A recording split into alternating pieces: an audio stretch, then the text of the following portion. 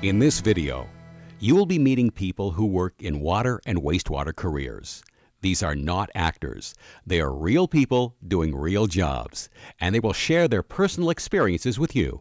I used to be a manager at a Subway in my hometown. I did that for a year, and then I decided it was time to go back to school and figure out my path in life. 10 years ago, I was I had just finished my first year of university. I was accepted into the U of A. I was going to go and go for my Bachelor of Education. But during the summer, I had started working for the Municipality of Opportunity back home in Wabasca.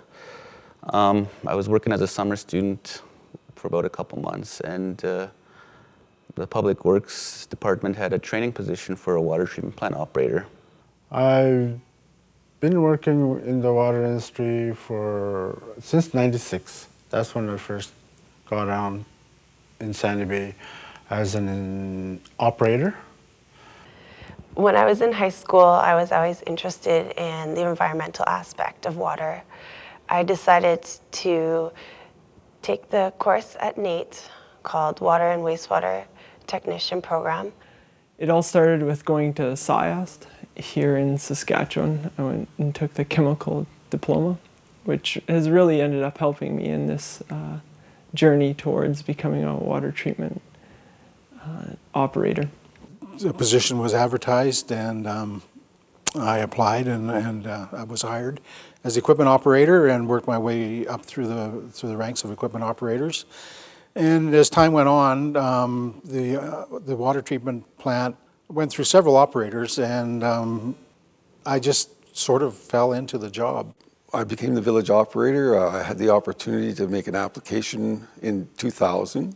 I was accepted, and they urged me to take on water courses. My background was a mechanical background. I was a heavy-duty mechanic with a bus company in England.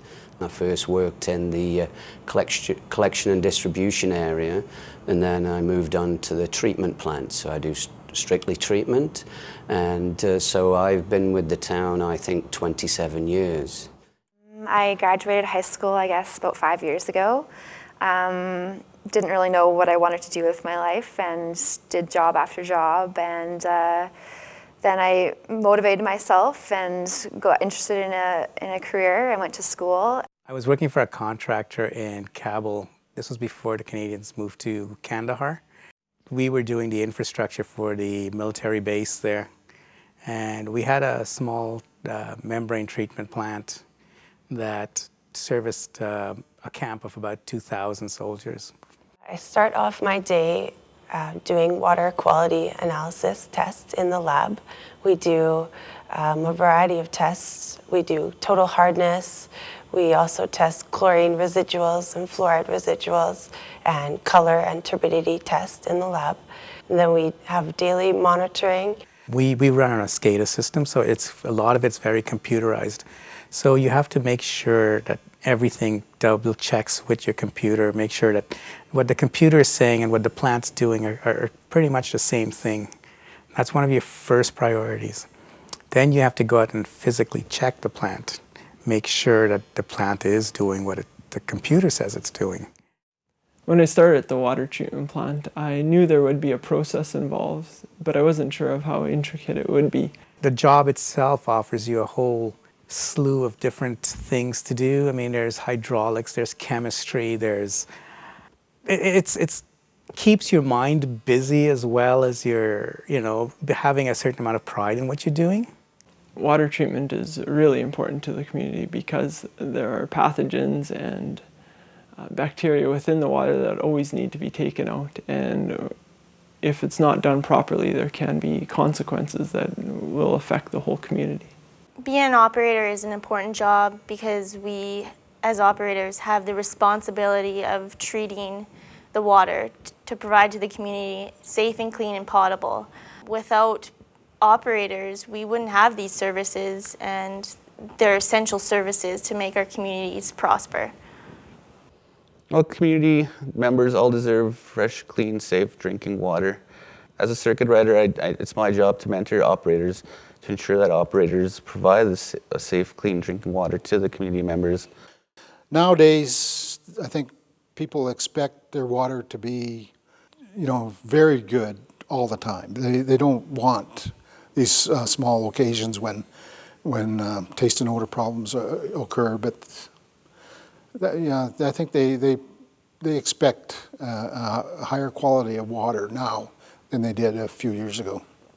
As an operator, we need to be responsible and dedicated to the job. We need to love our job and take it seriously. There's a lot of paying attention to detail. My ears and my eyes and my nose are my #1 tools when it comes to being in a plant. Senses are very important because you'll use your scent or your eyesight to spot a problem before it gets worse. And you definitely have to be alert for when an emergency or situation happens. You have to be able to respond to it. And besides being a team player, you do have to be able to work on your own and take control and be able to get the duties done. The person that needs or that is needed in a water plant is somebody that's physically fit, mechanical aptitude as well, and be good in math.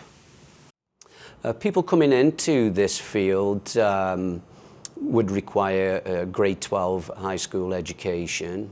They need those level 1, 2, and 3 to be an operator. The starting block is education, grade 12. It's pretty important to stay in school. I mean, if I didn't stay in school and if I quit before grade 12, this window of opportunity wouldn't have never been open for me. So, unless you work at it, at least finish grade 12, and that'll open up so many more windows of opportunity for yourselves as well. Anybody can, do a job half-heartedly. I mean, they might know the basic moves that gets you through the day, but to do the job to the best of your ability, that's the most important aspect. To be a circuit rider, you have to have good communication skills. You got to be able to relate to the operators. For me, being a First Nation circuit rider, it's easy for me to relate to some of even the personal struggles that a lot of the operators go through. In a small center, it's important for people to have dedication. You have to be proactive because you are by yourself. You have to take initiative and you have to make decisions. But for the most part, there's nobody that's going to be there at the end of the day to pat you on the back.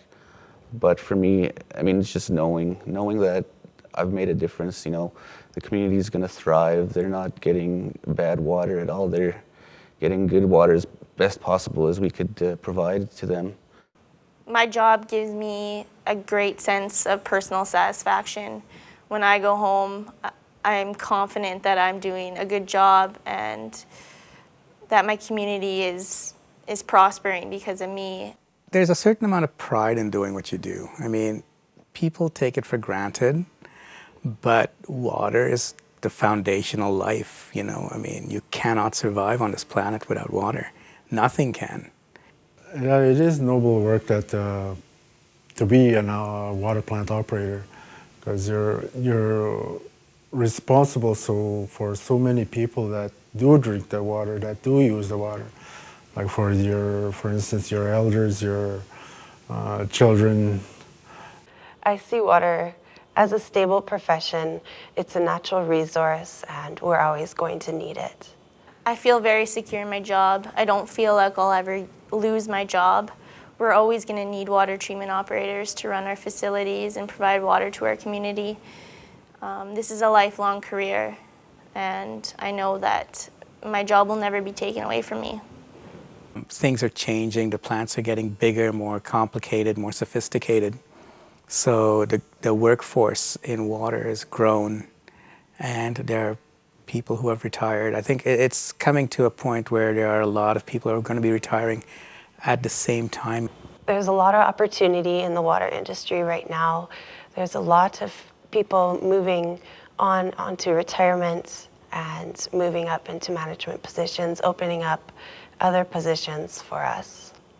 I definitely got into this career at the right time and place. I love my job. I love what I'm doing.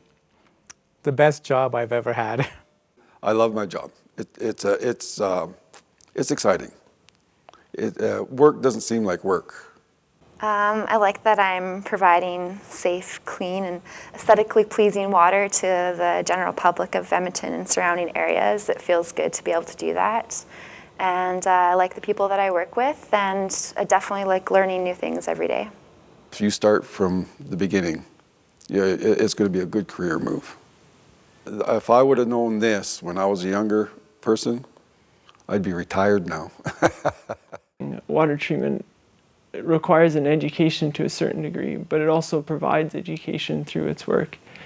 And it's a great starting point for a career or even a place to end up in the end. If you think that you'd like to be a water and wastewater professional and you want to know more, then check out the online Career Center at the web listed at the end of this segment.